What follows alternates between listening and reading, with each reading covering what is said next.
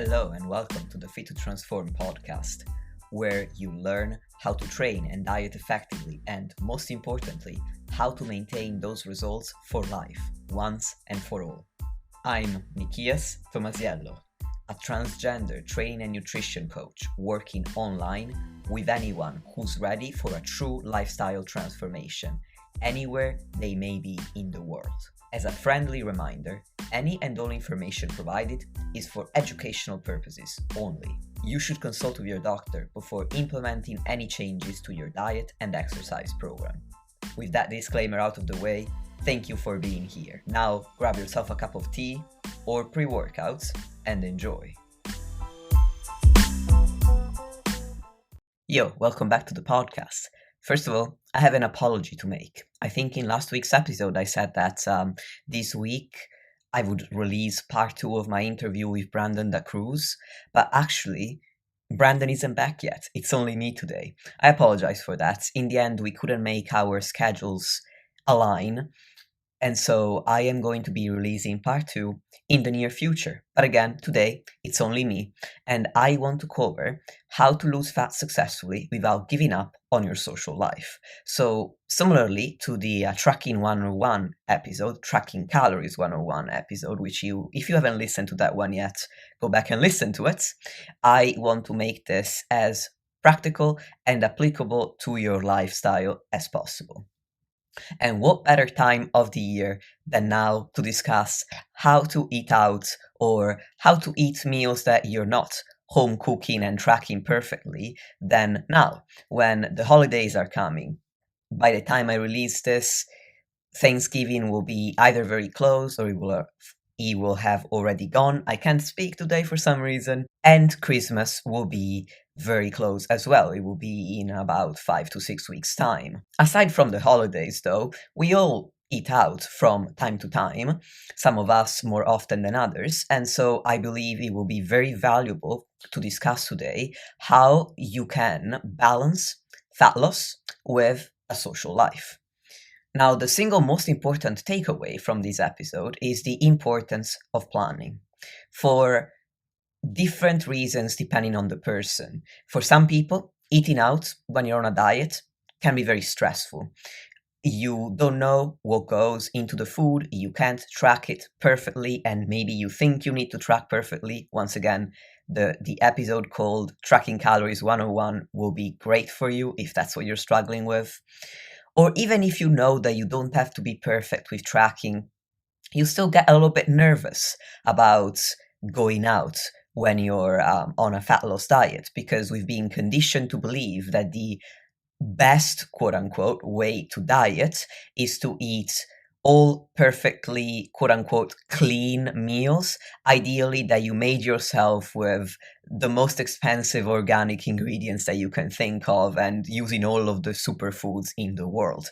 Now, if you've been listening to this podcast for long enough, you'll know that's not the case. At the same time, conditioning that took place for sometimes decades for some people is very hard to free yourself from. So if you feel like that, know that it's totally fine.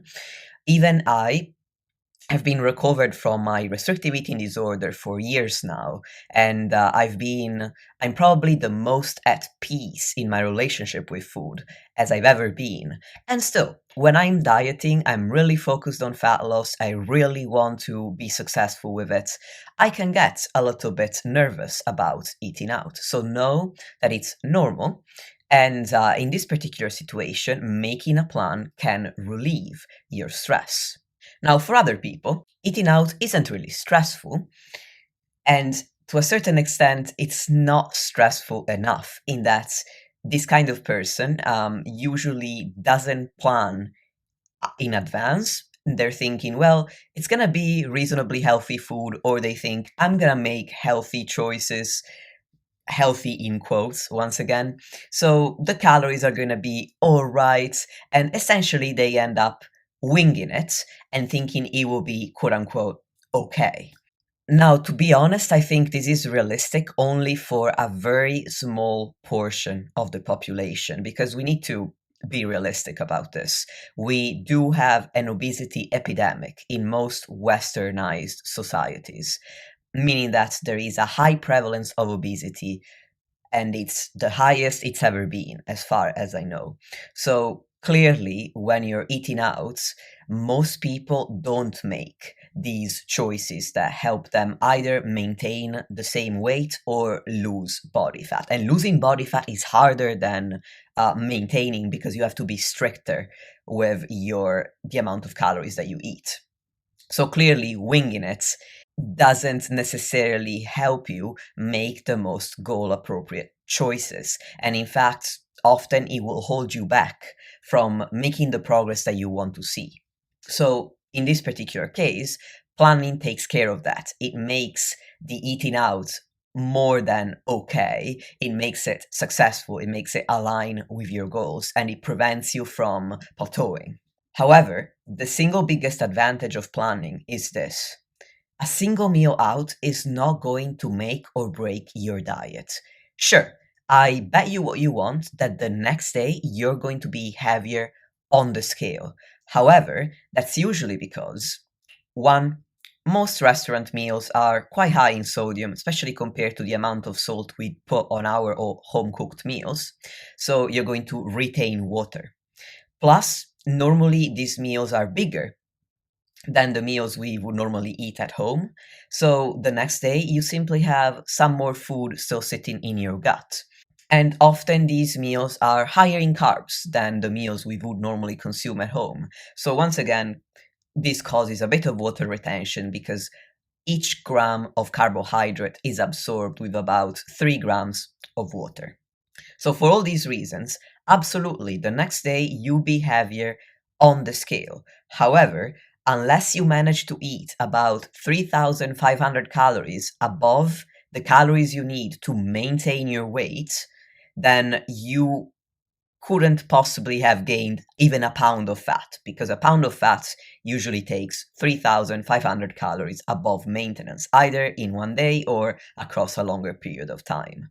So if you maintain on 2,000 calories, unless you ate 5,500 calories, there's no way that the weight gain of a pound came from body fat. And often, after a meal out, the weight gain can be even higher than a single pound. So what I'm saying here is that yes, you'll be heavier on the scale for sure, but that meal out is not going to prevent you from losing more body fat in the future. It didn't actually cause any weight gain to begin with. You can just take it as a fluctuation, like the fluctuations that you'll definitely see on the scale if you weigh yourself daily, and that are totally normal. The problem is that your reaction to that meal out and to the extra weight on the scale can hold you back. A lot of us already feel guilty enough when we eat out, because we think that that's quote unquote bad. And then the next day, if you step on the scale and you see that the weight spiked up, often you can go into fuck it mode, which essentially means you think, oh, fuck this, I've already ruined my diet, and you turn that single meal out into 2 weeks of potentially overeating or not tracking your calories and not bothering with your diet at all. Basically, it turns this one meal into a period of time when you're not behaving in a way that's in line with your goals.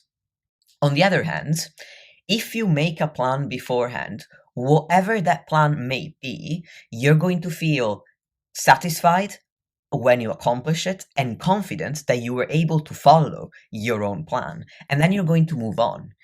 Whether that plan entails eating salad or whether it entails eating pizza, the fact that you made a promise to yourself, because that's what a plan is, it's a promise to yourself, and that you were able to keep it, is going to increase the confidence you have in yourself. Because when somebody breaks a promise to us, we lose trust in them. And it's the same with yourself. If you break a promise to yourself, you're going to feel less trustworthy.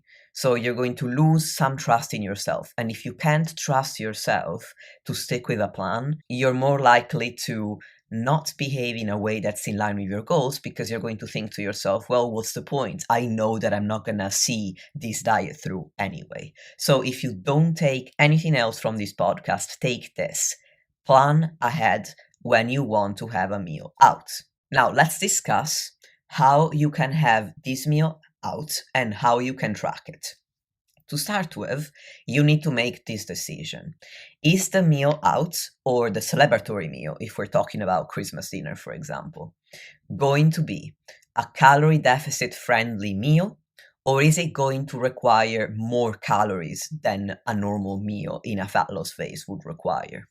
And is it going to therefore require you to consume more calories than your fat loss calories for the day, or an amount of calories that fits within your daily calorie targets?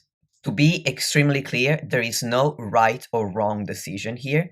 It is a decision that you need to make because it's going to guide the type of food choices that you're going to make. My advice here is this. First of all, think about how many times you're going to be eating out in that week or over a relatively short period of time. And then consider how important is this particular food experience. As an example, if you're already going to eat out 3 times that week, is it really necessary that every single time you eat out, you're going to have something that's quite high in calories, like a pizza or burger and fries?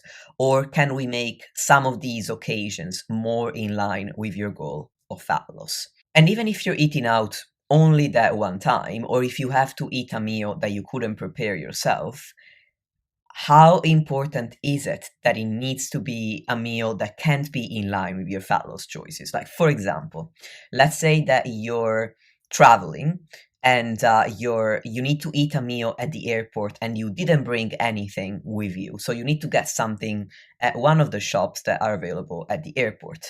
Is it really necessary that this needs to be a really high calorie, super palatable meal? Or could it be a simpler choice that maybe isn't your favorite, but at least it has enough protein and enough calories that it doesn't take you over your calories for the day, and it also helps you get enough protein in for the day? Like, for example, a protein bar and a banana, or something slightly bigger if you're going to eat a main meal, for example. On the other hand, Christmas dinner might be really, really important to you because your grandmother is making your favorite dessert and your mom is making her incredible dish that you always look forward to. And in this particular case, yes, the food experience is actually contributing to your enjoyment of the whole day. So even if you were to have an amount of calories that overshoots your daily calories for the day, you're happy with that because the food experience is important to you. So again, the choice that you make at this stage is going to guide the type of food that you're going to choose, whether it's a bit more fat loss friendly or whether a bit more maintenance calories or calorie surplus friendly. And it's also going to guide the strategy that you're going to use to manage the amount of calories that you're going to eat within the context of the week. And I'm going to touch upon how to manage these calories later on. For now, I want to talk about how you can go about tracking this meal.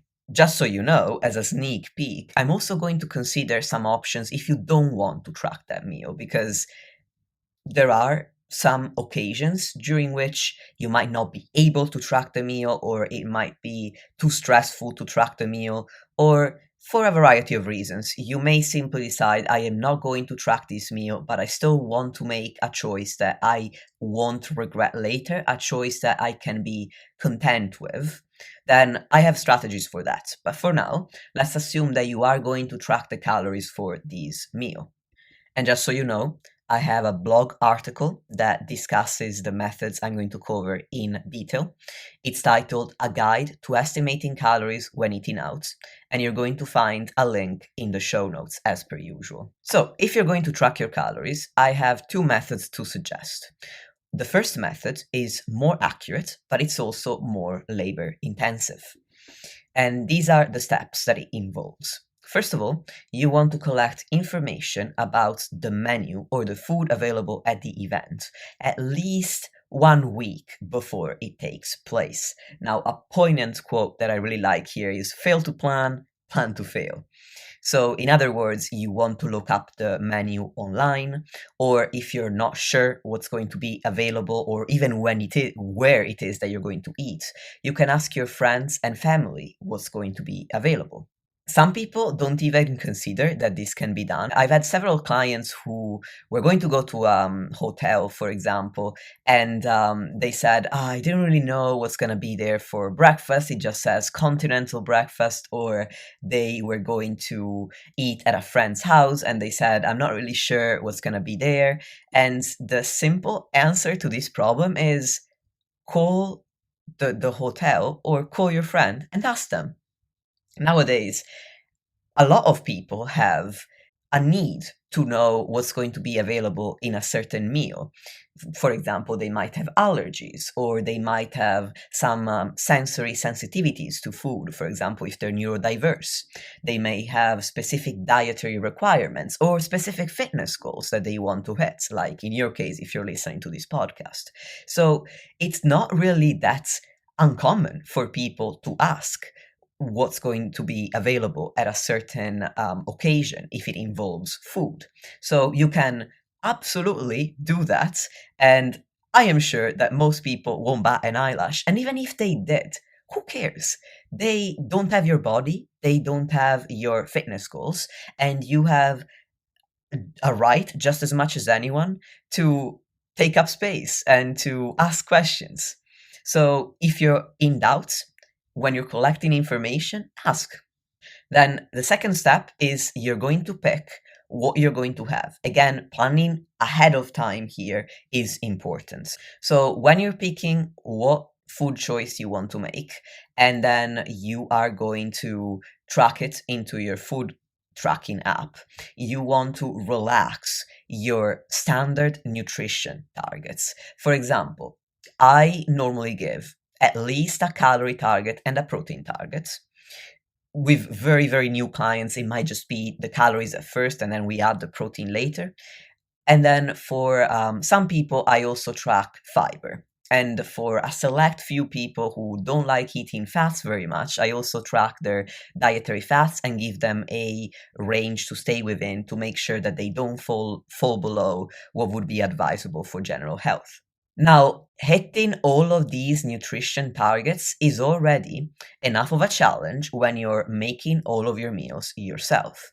Now, when you're eating out, it's going to be a real headache, and it can make the difference between you being successful and you being unsuccessful and just giving up because there's too much to try to track. So for fat loss, you know that your top priority is the number of calories that you eat. So when I say relax your targets, I mean it. Just track your calories and try to achieve your calorie targets for the day, whatever that might be. And again, we're going to discuss what calorie target to go for on the day that you're eating out a little bit later. But for now, you set a calorie target, just worry about that.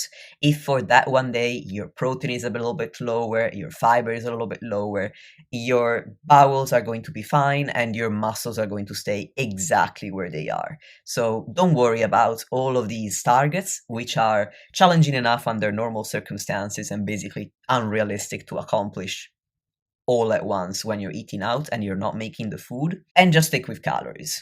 At this point, you need to actually track the calories of this meal. And in many restaurants, especially franchises across the UK and in America as well, they will have the calories available on the menu and often the macros as well, which is really handy. But what happens if you don't have the calories and macros available? Again, check out my blog post, A Guide to Estimating Calories When Eating Out, because I take you through this process and it's all written out. Whereas when you're listening to something, it's a little bit harder to concentrate and remember every step, unless you're amazing and you're listening to this with pen and paper and taking notes, which I commend you for. You're a legend. So, having said that, here are the steps to track a meal when you're eating out and you don't have the calories available. First of all, find a similar restaurant which does display the calories on the menu and that offers a similar meal to the one you're going to have. And then you simply use their calories and their macros.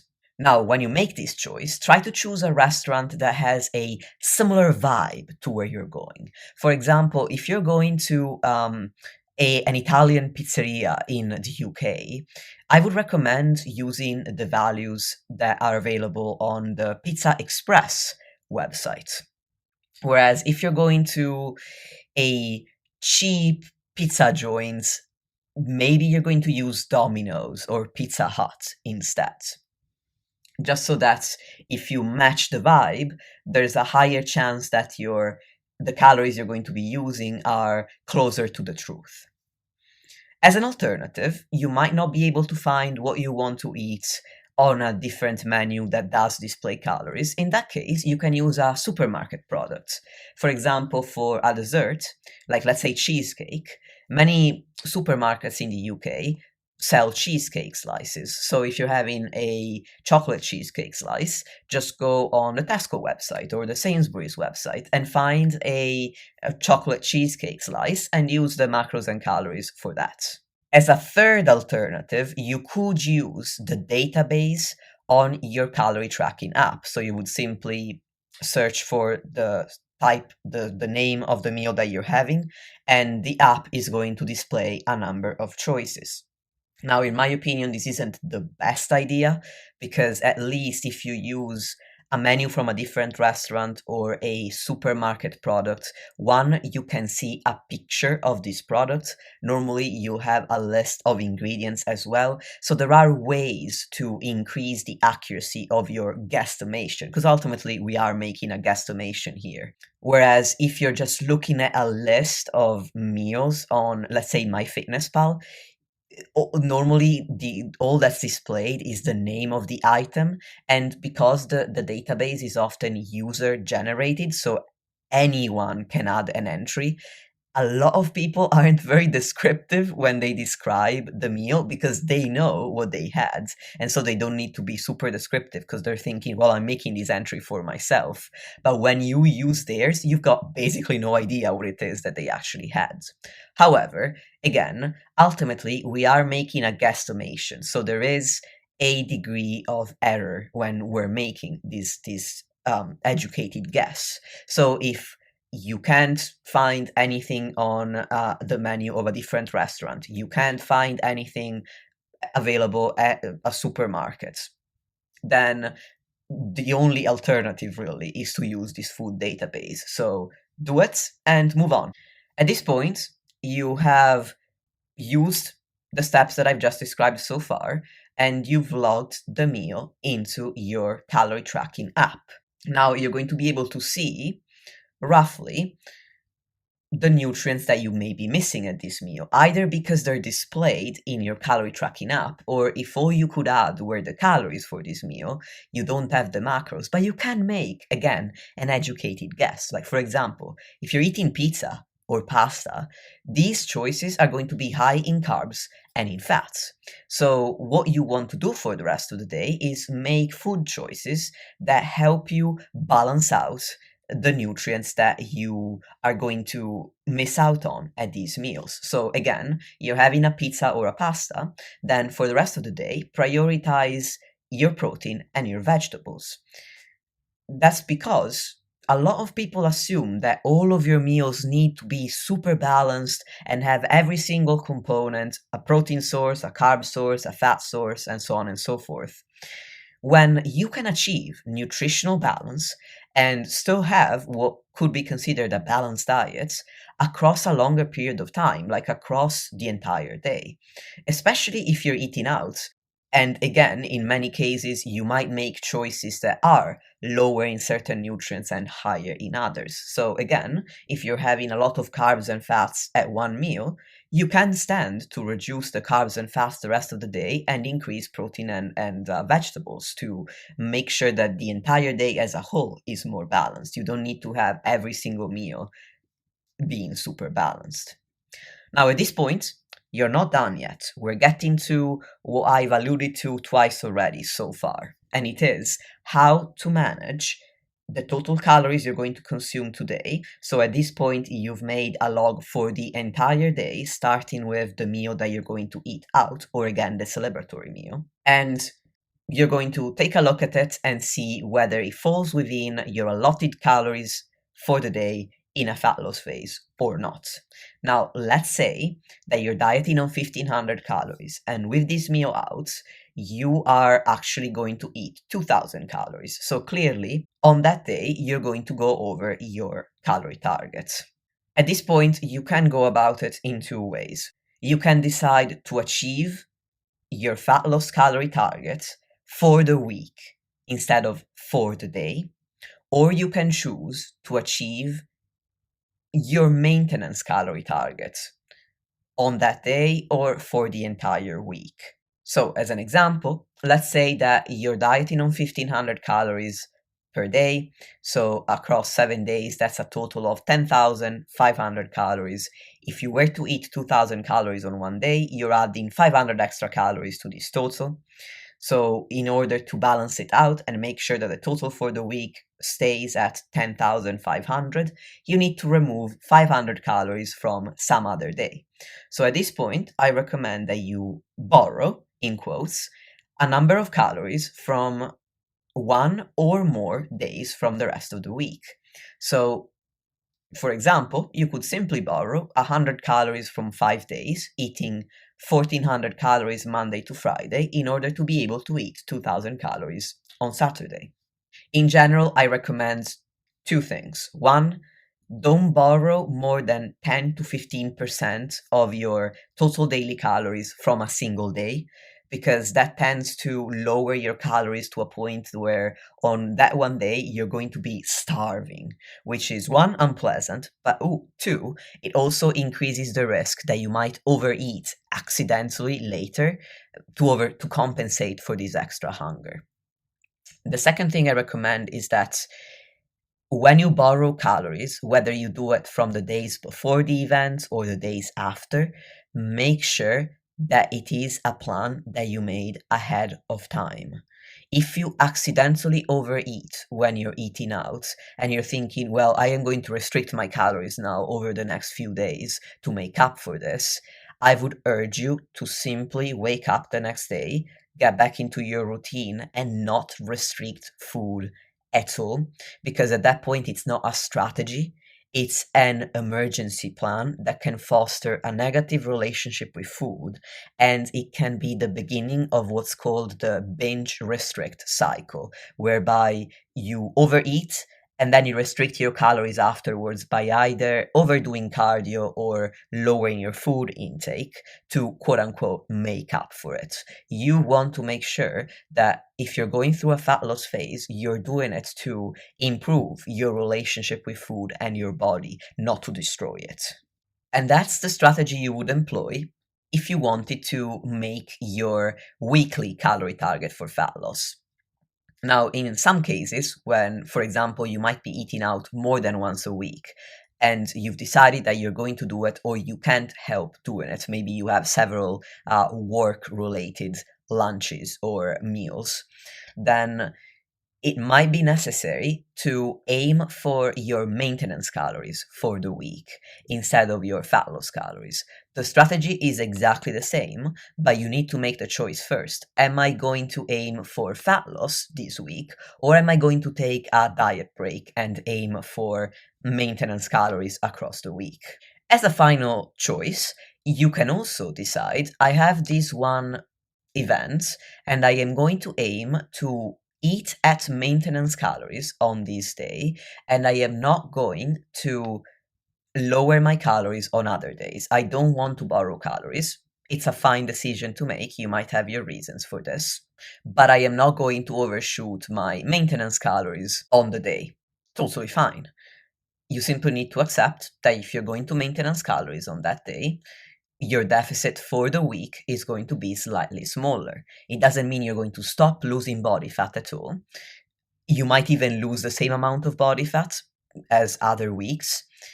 It depends on a variety of factors that I'm not going to go into here.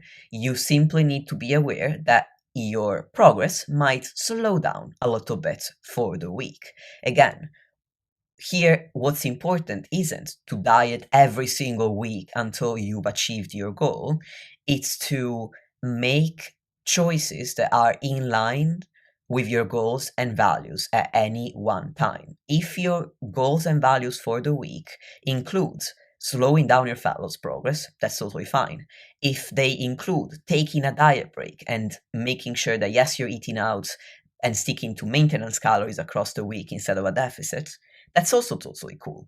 As long as when you ask yourself the question, you are honest with yourself about what's realistic and what's going to feel in line with your goals and values and what's truly important to you, then any choice of those that I've described is perfectly fine.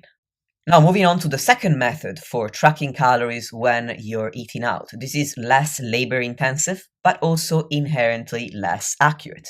If you're happy with the decrease in accuracy, because maybe you just simply don't have time to go through the process I've just described, then what you can do is use a heuristic for the amount of calories that you're going to consume and combine that with some responsible choices. So, for example, let's say that you want to make this meal a more calorie deficit friendly meal. In this case, you're going to make sure that everything you eat fits on a single plate, and you're going to go for just this one plate and nothing else. And the way the plate is going to be made up is you want to have about half of the plate full of vegetables, a quarter full of protein, and a quarter full of carbs. At a restaurant or at any celebratory meal, you don't need to worry about looking for a fat source because normally cooks add a lot of oil and other fat sources to the meals that they make for you at restaurants.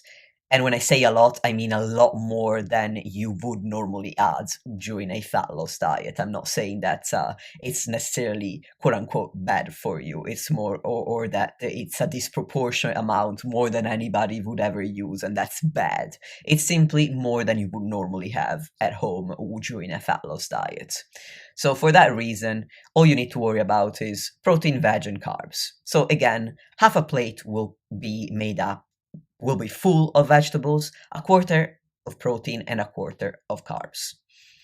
And when you log this meal, we know that restaurant meals are really high in calories. There's even research showing that the calories displayed on the menu are inaccurate, and they can be inaccurate by up to 200%, which is crazy. So clearly these restaurant meals are quite high in calories. And for that reason, you are going to log between 1,000 and 1,200 calories for this calorie deficit friendly meal. Now, if you choose to have a higher calorie meal on that occasion, what you're going to do is choose one main following the same guidelines that I've just given about how to split up your plate. And then you're going to choose either a drink containing calories, like a glass of wine, or a single serving of dessert.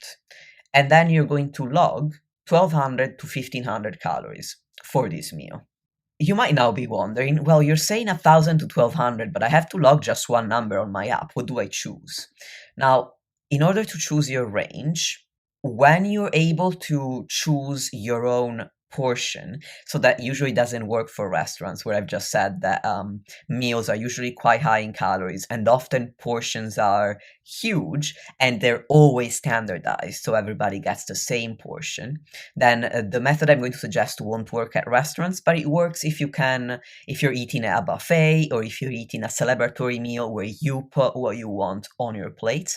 And so in general, the methods, or rather not the method, but the way of the line of thought to follow here is that bigger people naturally tend to eat a little bit more and they also need a little bit more calories. So those people are going to log more calories, so 1,200. Whereas smaller people naturally require fewer calories, both to diet and to maintain their weight. So you can log fewer calories in this case. So you would log 1,000 calories. If you're really keen on, you need to use this method, which is less accurate, but you've made your peace with it, but you still want to be really careful about hitting a certain number of calories for whatever reason, then I would recommend choosing the higher end of the range just in case. And also, if you're eating at restaurants, I would recommend choosing the higher end of the range, again, just to be safe rather than sorry. Finally, if you are not tracking your calories, again, you want to make sure that you make responsible choices that are in line with the kind of person that you want to become, the kind of person that does pay attention to their fitness goals, both in regards to training and in regards to nutrition. So, my usual recommendation when a client isn't going to track calories is that, again, for a more calorie deficit friendly meal, you choose a single meal that fits on one plate. And again, the plate is divided into half veg, a quarter protein, and a quarter carbs. Now, importantly, you want this plate to be a standard sized plate. So you're not going to have a tray of food, but you're also not going to have a little saucer that's going to make you feel really deprived, because again, this is going to potentially result in you overeating later because you ate out and you felt really, really deprived and like you missed out. And so later you're gonna go, oh, fuck it. I made such an effort last night to have that little saucer full of food and now full of salads, and now today I'm gonna eat the world. So you don't need to measure your plate, but make sure that it's a reasonable size for a meal that you would normally eat. And for a higher calorie meal, again, the main remains the same. And then you can add either a calorie containing drink or a single serving of dessert. You can also choose not to have the plate I've just described, plus either a calorific drink or a serving of dessert. You may choose to have a higher calorie, more palatable meal. In this case, I would suggest making this choice without the additional calorific drink or the serving of dessert, and also consider ways to make the meal overall slightly more balanced. For example, if you order a burger and fries, the burger comes with a bun, which is bread, which is primarily a source of carbs, and with fries, which are a source of primarily carbs and a little bit of fat. And normally, it doesn't really have a lot of vegetables, maybe a couple of salad leaves and a slice of tomato. It also has sometimes cheese, which adds fat, or if you don't like cheese on your burger, you might just go for the meat itself, and that's a lot of protein. So you're having overall a combination of all three macronutrients skewed towards a high amount of carbohydrate and fats. So a choice that you could make would be, I'm going to have the burger, but I'm not going to order the bun, or I'm not going to order the fries. So you reduce the amount of carbs and fats that you have, and instead of the bun or the fries, you choose which one you like best, you're going to have a side salad without added dressing. Or you could choose to not have the cheese, again, to reduce the amount of fats that you're going to consume. And perhaps instead of having the side of fries, you would have only a couple of fries, so that you still feel like you scratched the itch because you wanted the fries without going overboard. And these are all the strategies that I have for you on how to track your calories for the meal out, or how not to track your calories but still make sure that the meal is in line with your goals and values. And I've also given you strategies on how to manage your calories before and after this meal. To end this episode, I have some suggestions that have nothing to do with tracking calories, but everything to do with your success. And as you might imagine, these have more to do with mindsets than with the practicalities of tracking calories. And I delved deeply into this topic in another blog post called 5 Steps to Balance Fat Loss and Your Social Life. And again, you're going to find this in the show notes. So let's get into these mindset related suggestions. They're in no particular order. However, they are all important to make sure that you're developing the kind of mindset that's going to set you up for success. And I define success as making choices that are in line with your fitness goals and other goals in life and with your values. So, my first suggestion is you need to accept that the person that you want to become by losing body fat makes compromises when they're eating out. You can't expect to make a lifestyle transformation without actually changing your lifestyle.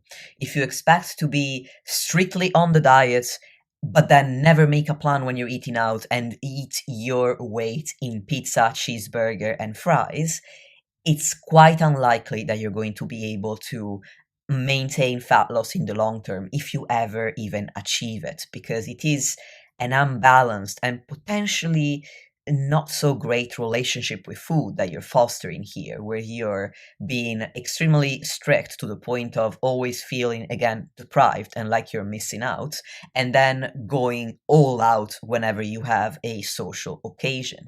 And it's also potentially not in line with your life goals, because if you're paying so much attention to the food on these social occasions because you can't stop eating, how much attention are you actually paying to the people around you and to the memories that you may be able to make with them? However, it's very important that these are compromises, not sacrifices. So you don't need to choose the super low calorie salad if that's not what you want. But you can if you really want it. What you need to think about is that all calories always count. And so you need to hold yourself accountable for the calories that you choose to consume by either managing calories across the week or making more fat loss friendly choices in certain circumstances, as I discussed. But think of them as compromises where you're trying to make the fact that you want or need to eat out and your fitness goals somehow meet in the middle. You're not sacrificing one aspect of your life for another, because the way we talk about to ourselves is important. And if you use the word sacrifice, you're going to foster a feeling of deprivation and resentment towards your diet and your new lifestyle. And how can you make a lifestyle transformation if you despise the new lifestyle? My third suggestion is to communicate your current priorities with the people that you're going to eat with and set appropriate boundaries. You might have made these comments, or you might have heard comments like, every time I go out with this one friend, we're always drinking so much and I can't help it. Or, oh, I just can't say no to grandma's pie. Now, first of all, a bit of tough love here. Nobody's shoving food down your throat. You can always choose what, and if not always what, then at least how much of anything you're going to eat or drink. So you can make that choice for yourself, and if you're in a situation where you're feeling this peer pressure, pause for 10 seconds before you shove food or a drink down your throat. Pause and consider the consequences of the action and whether you are happy with them or not. And then own your decision. Don't let yourself be swept up in the moment. Then you want to tell people that if you're dieting at the moment, fat loss is your goal, especially if you're having a calorie deficit friendly meal, because this type of meal is going to show a higher level of restraint than a meal that's a bit higher in calories. For example, choosing the salad over the pizza definitely shows a higher level of cognitive restraint. And so a lot of people, since they don't know, they might not be familiar with this flexible dieting lifestyle that I promote in my work and on my podcast and on my social media, these people are going to assume that this level of restraint and this way of eating is forever. So what you need to do is explain that fat loss is temporary for you at the moment, and you're going to be able to be more flexible when you go back to maintenance. Finally, you want to establish clear boundaries, because nobody actually cares what you eat or don't eat and what you drink or not drink. Often what takes people aback or upsets them is the fact that it's unexpected. For example, if you've always eaten grandma's pie and all of a sudden this year you show up and you're like, nah, grandma, I'm not eating any of that, she might feel hurt because she wasn't expecting it. And so she might question you, she might pressure you into eating it anyway. She might tell you things along the lines of, come on, it's only one slice. We've all heard this kind of talk. So, if you set your boundaries as soon as possible, you're going to reduce the amount of surprise that the people around you are going to feel. And you might be able to reduce also the likelihood of them making comments that might make you uncomfortable, like, what? You're not having that? But it's your favorite. And also, when you establish your boundaries, communicate clearly that you're doing this for yourself and not to offend them. And what you're doing is very important to you. And those who love you will support you, even if they don't understand necessarily. And when you're explaining these boundaries, don't take yourself too seriously, because if you adopt a very hard tone and you're super concerned, you're going to make people feel concerned as well about your mental well being and your relationship with food. So just be as casual as you can be. For example, say something like, hey, I'm working on my health right now. And if you have a coach, you can say, I even hired a coach. So I'm probably going to order a salad tonight, if that's all right. You don't even need to say that's if that's all right. I don't really know why I said that. You don't need to justify your choice to anyone. You can simply say, I'm working on my health and I'm going to order the salad. And that's it. And just accept that some people, even when you put all of these strategies in place and you're very clear in your communication style, they're still going to make comments. They're still gonna try to pressure you into drinking or eating. There's always at least one person like that in any circle of friends or in any family. And again, you need to remember you're doing this for yourself, not for anyone else. And ultimately, they're not in your body and they don't have your goals. And whether you follow through with their choice, with what they want you to do or not, they'll forget about it the next day. The only reason why they might be pressuring you or making comments is that your efforts make them feel a little bit insecure about their own food and fitness related choices.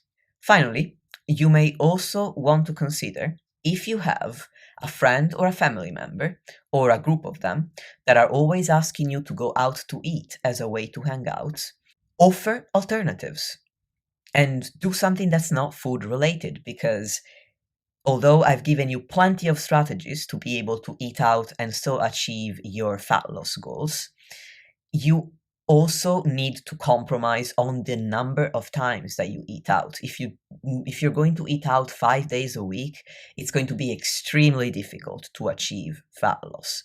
So at some point you need to start saying no to certain food related occasions. So in this case, offer alternatives where you don't have to eat with them, so they still know that you value their company, and at the same time, you can stick to your diet. For example, you can ask them to go out on a walk, or to have a phone call, or to go to the movies together, or to go out for coffee, and then you can order a black coffee or a tea, which have 2 calories per cup.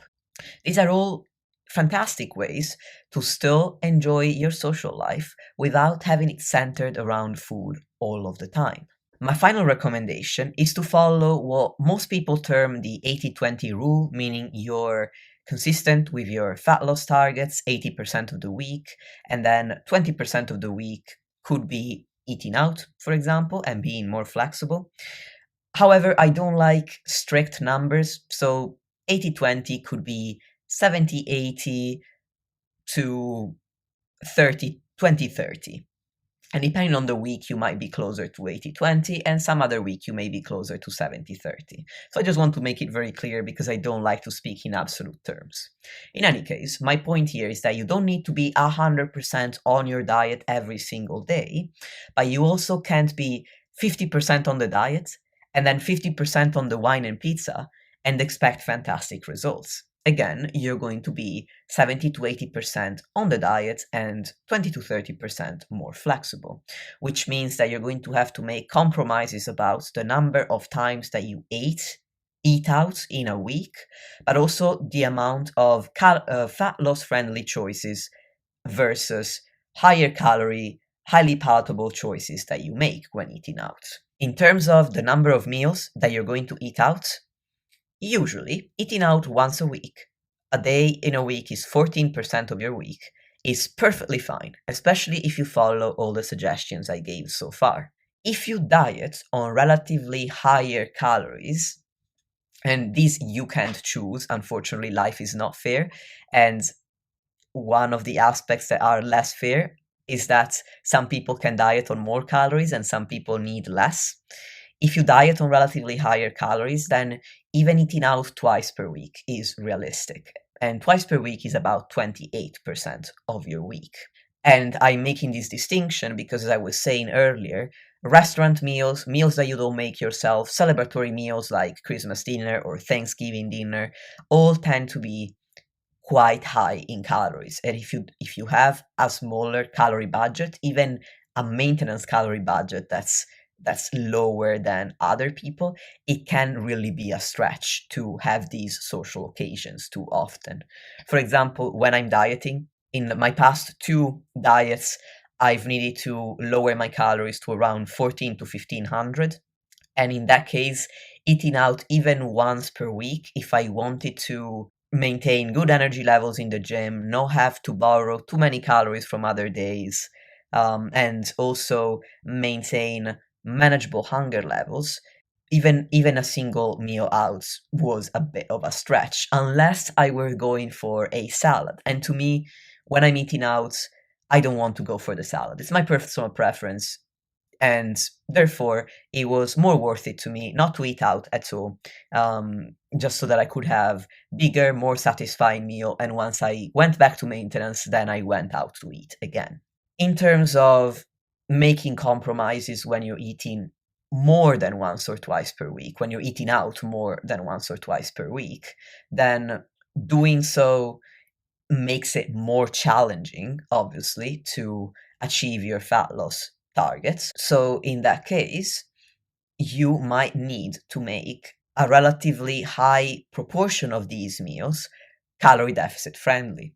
For example, if you're eating out 4 times, you would have maybe a higher calorie meal once. Like, for example, one day you go out for pizza with your friends and you get pizza. And then the other 3 times, you're going to stick to something that's a bit more calorie friendly to be able to manage your calories across the week in the ways that I've described. So in closing, to recap an hour of me talking to myself, I'm forever impressed by how long I can make these solo episodes. Anyway, in closing, my recommendations are, first of all, make choices that align with your goals and values so that you don't regret what happens, whether you chose to eat pizza and dessert or whether you chose a chicken salad. Then plan these choices ahead of time. Don't leave them until the last minute. You'll get swept up in the moment, you fall victim to peer pressure, or you'll wing it. And when we do any of these things, we often end up regretting our choices because they weren't in line with our goals and values. Lastly, I know that setting boundaries can feel scary and hard, especially if you've never done it before, and especially if you're a bit of a people pleaser. But by doing it, you'll gain a lot of confidence and resilience, and you'll be surprised, I promise you, at how many people actually support and admire your efforts. I have so many clients that I have to push into setting boundaries around social events, and so many of them, after the first time, check in with me and tell me I was so surprised and how chill everybody was and how small of a deal it was for me to set those boundaries. Because again, we are all mainly just interested in ourselves. Selfishness is part of human nature and there's nothing wrong with that. So yes, some people may make comments in the moment, but don't forget about it the next day. And if somebody doesn't want to be your friend anymore because you chose to have a Diet Coke instead of a glass of champagne, I would argue that maybe you need better friends anyway. So, after all this, thank you for listening. Go and enjoy your meals out and get after those goals. As always, All the links to the resources I described will be in the show notes. If you want to sign up for online coaching with me, then you can check out the application form linked in the show notes as well. You can sign up for my newsletter, visit my website, follow me on Instagram and on my other social media. Again, all you need to do is look in the description of this episode. Thank you very much for listening, and until next time.